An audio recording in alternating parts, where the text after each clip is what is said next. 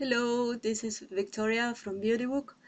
In this tutorial I will be showing you how to mark and how to format a Word document, and it's intended especially for authors, for people who are about to write a book of 400, 500 pages, a very long document. I have been looking for Word tutorials in YouTube. There are many of them, but they show you how to format a text once the text is finished. And I think it's very important for authors to mark the document while they are writing it, because after you wrote 400 pages, to format that document takes a lot of time. So I will show you what you need to do to put together a properly structured document. Well, the good news is that this is going to be extremely simple. It's so easy that you will love it. So let's get started. We start with chapter 1, right? Chapter 1. So the first thing I want you to notice is that Word writes everything by default in this style, normal style. This is the paragraph style, the body text of the document. So what you need to do is that to tell Word that this chapter 1 is not just a paragraph, it's a heading.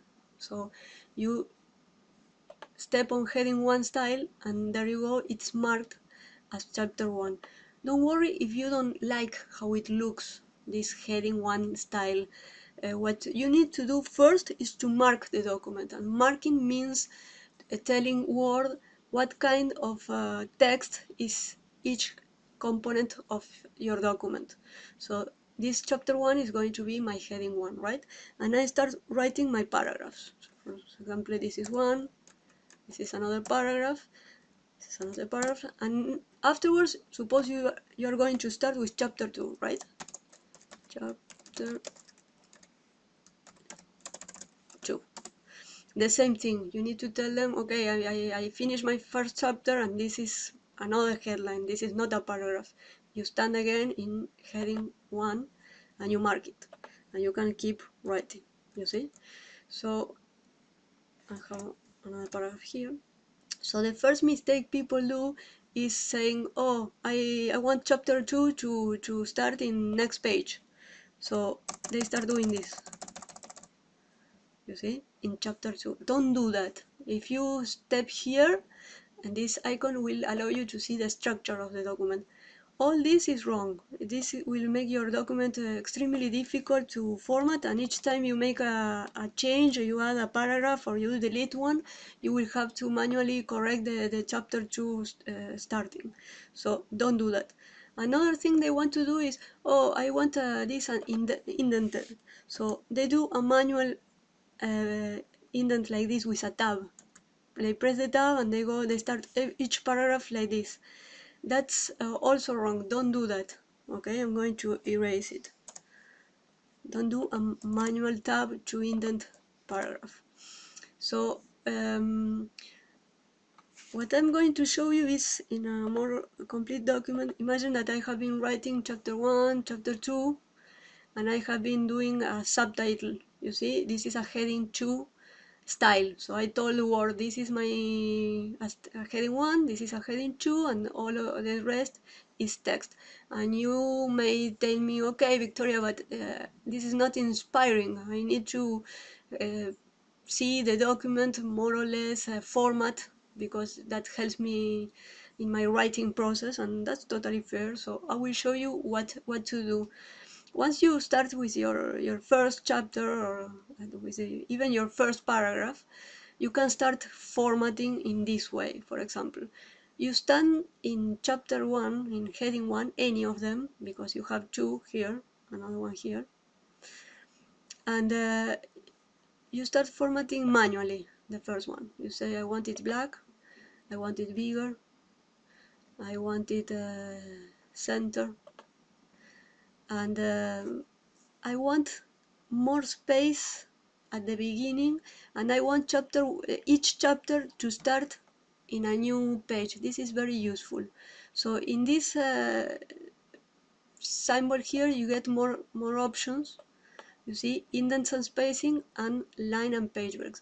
And you check here, page break before. That means that each chapter, each heading 1 is going to start in a new page. You don't need to manually add line breaks in order to go to next page, because you have marked it here.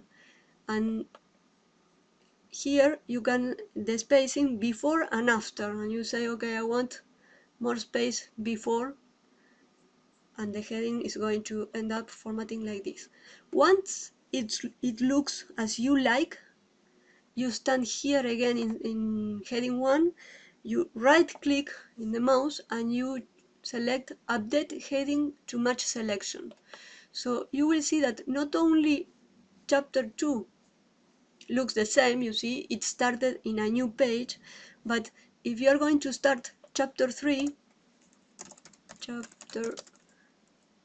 here, and you mark it as heading 1, it will have already the same style or the same formatting, exactly the same as the other two. I made a mistake here because I wrote it in, I should have written in capital. So let's go chapter 3. Now you have exactly the same as the others, you see. Now you tell me the subtitles shouldn't look like that, and you are totally right. So we are going to do the same thing. I will select all the one subtitle, any of them. Be careful to select also the break line here, and you can manually, I will put it in black too, and I will change the spacing here. I want less space with the chapter, but more with the paragraph, before and after, you see. So there you go. I have my chapter, my subtitle. Well, imagine that you like it like this. So again, you stand in any place here and you select heading 2, right click, update heading 2 to match selection. That's perfect. Now we are going to do the same thing with the paragraphs. You select a paragraph. Be careful to select also the break line, and you start manually formatting the paragraph here. So you will go here, you will say I want it indented. So indentation, I will have an indentation in the first line here of whatever space you like, and space, imagine that you don't want any space between paragraphs, so you take out, this is the space before the paragraph and after the paragraph. I will put 0. And here is the line spacing. Imagine I will want multiple, I will put a little tighter. I will reduce here, and I will put, I'll select OK. And usually you want the paragraphs to be justified. So I press here and it's justified. And once I like it how it looks, I will stand in normal here, right click and update normal to match selection.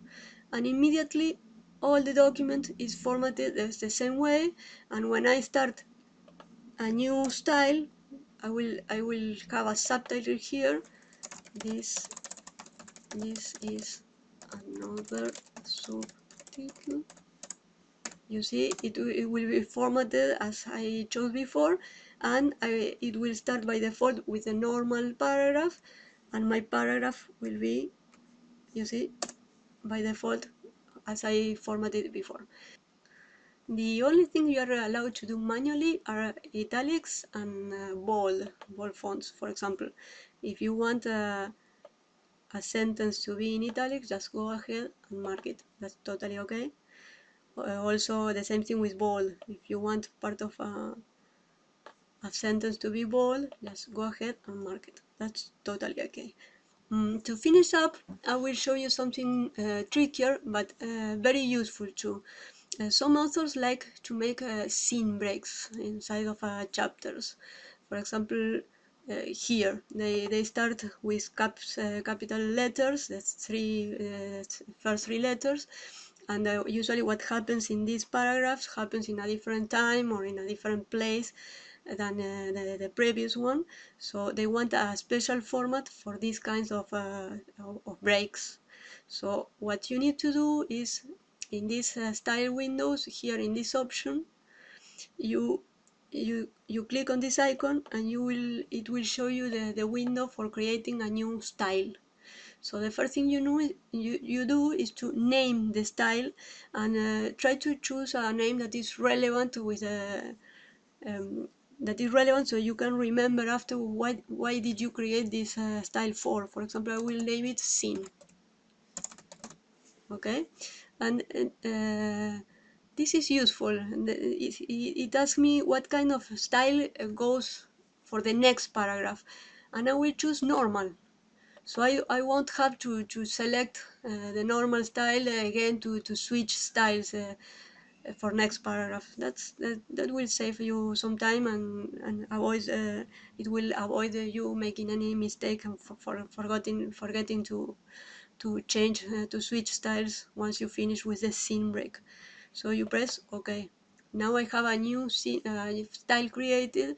It's exactly the same as the normal, so I will do the same thing. I will choose a scene break here, and I will manually format it. So for example, I will choose the paragraph style, and usually you don't want it to be indented. So first line, none. There's not going to be any indentation. You can see the preview here, and usually you will want more space from the previous paragraph. So I will do something like this, and I will do OK. And the same thing, once it looks, you do everything you need to do, and once it looks like you like, you step here on the style, right click, and update scene to match selection. So usually they like also that the first paragraph in the chapter has this kind of format. So I will mark it as scene break 2. Have a scene break there. In here I do the same. You don't need to mark all the paragraph in this case. You just stand wherever and change the break. And look what happens.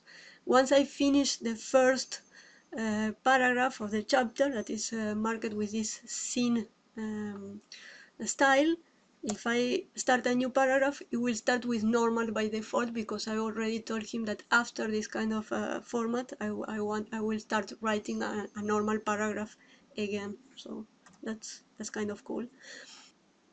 Actually, let's do that for all the styles. That's going to be very useful. We will go to header 1 here, and in this arrow we will choose to modify the style, and we have the option here for heading 1 2 style. For the following paragraph I will choose heading 2. Okay, and for heading 2 I go to modify, and I will tell him that my next paragraph after heading 2 is going to be scene. Okay, and for scene I already told him that after scene the next paragraph is going to be a normal paragraph. So let's see what happens. For example, I'm going to write my chapter 4.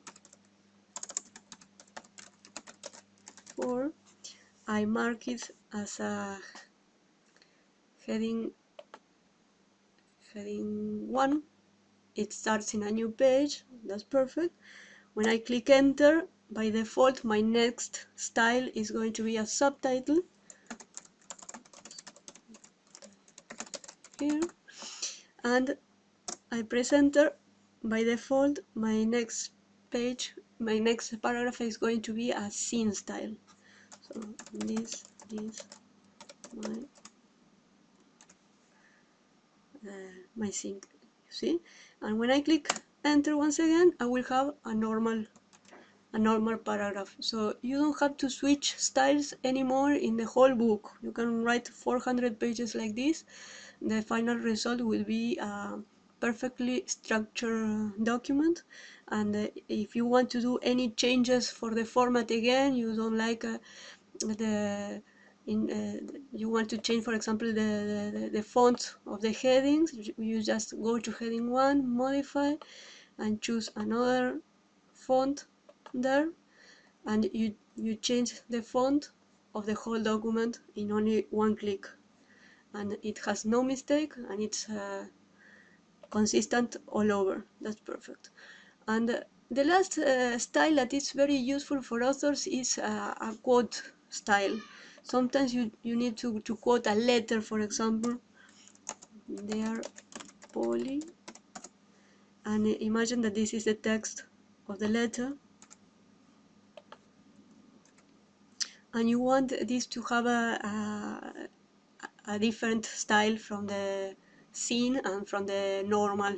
So we will do the same. We will select and go to, for example, quote. But sometimes it's nice to have this kind of quotes with a narrower margins both to the right and to the left. So for the last time, you go to paragraph and you choose here, you put some margin here and to the left, like one, and another one to the right, like one. Take out the indent, not indent. Put a little spacing before, a little afterwards, whatever it looks nice. Don't add. Choose this option because otherwise here after they are poly they are going to be again this space between the same paragraph, and you don't want that. You only want a space between the normal style and the quote style, and again when the quote style ends and the next normal style. So you click OK, and once you like it, you go to quote and say and choose update quote to match selection. And the very last tip for today, and I swear after this I will let you go, is imagine that you have finished your book, and the question is, do I have to settle everything up again for my next book? Isn't there a way I could save all the styles and the fonts I have chosen for my next book? And the easiest and fastest way to do that is just once you finish book one, for example, and you save it again with a different name. Save as, for example, you can choose your next book title, or I will choose book 2. And then you select the whole text with Ctrl A and delete it. And you have a blank document ready to start for your next book. In this case, book 2, with all the styles that you were using in your previous book. Chapter 1. This would be chapter 1 for my second book. As I told you, it was extremely simple, and this will save you a lot of time. You are very welcome to visit our website and to download from there a free Word template with beautiful fonts, and that it's formatted for Create Space in the 6x9 inches format. I hope you find this tutorial useful. Thank you for watching.